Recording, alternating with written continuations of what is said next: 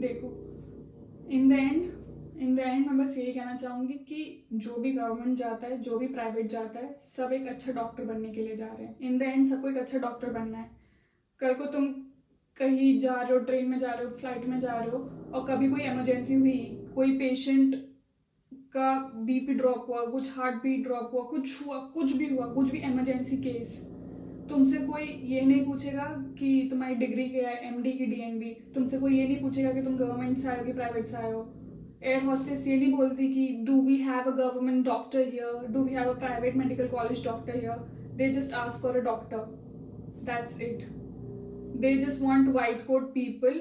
जब कोई इमरजेंसी हो तो तुम ये प्राइवेट में अपना नॉलेज इतना स्ट्रॉन्ग कर सकते हो और तुम उस पेशेंट की जान बचा सकते हो।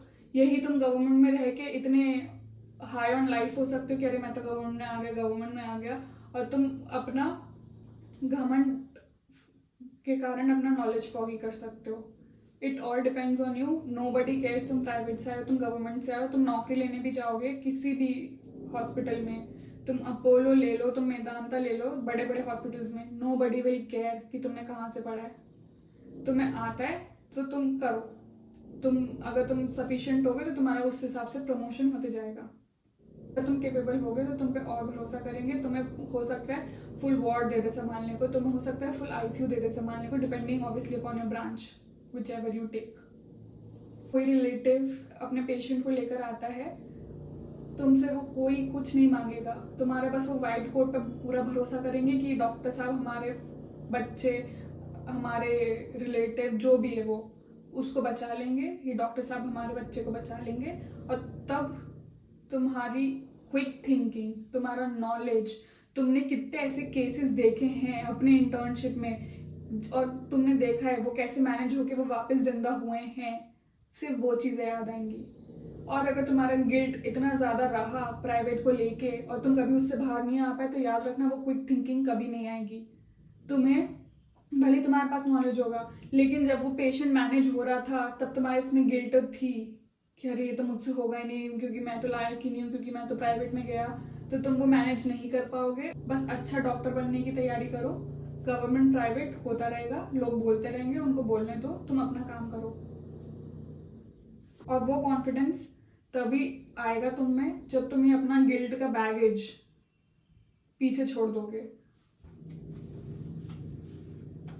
कभी भी लाइफ में ऐसा नहीं होना चाहिए कि तुम इतने ज़्यादा प्राइवेट मेडिकल कॉलेज को या इतना पैसा खर्च कर दिया माँ बाप का, इस चीज़ की गिल्ट में इतने नहीं आने चाहिए कभी भी कि तुम्हारा जो क्विक थिंकिंग का प्रोसेस है, जो तुम्हारा डिसीजन मेकिंग का प्रोसेस है, वो बच्चे की जान बचाते वक्त वो क्लाउडी हो जाए।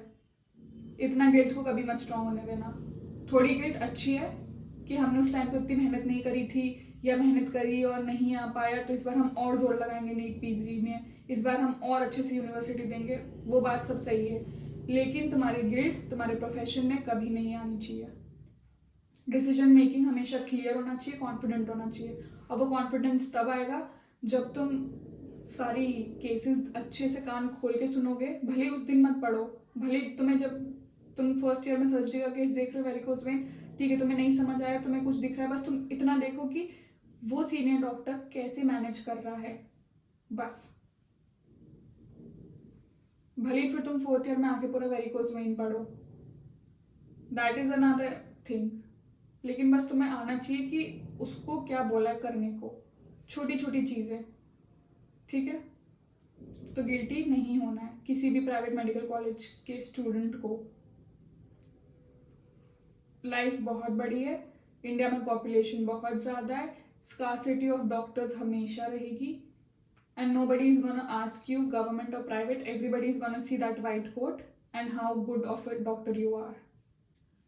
और मैं राजस्थान और यूपी का कंबाइंड एक वीडियो बनाऊंगी, UP and Rajasthan private medical college, वो भी आ जाएगा 2-3 दिन में, तो उसको भी देखना मत भूलना। बाय।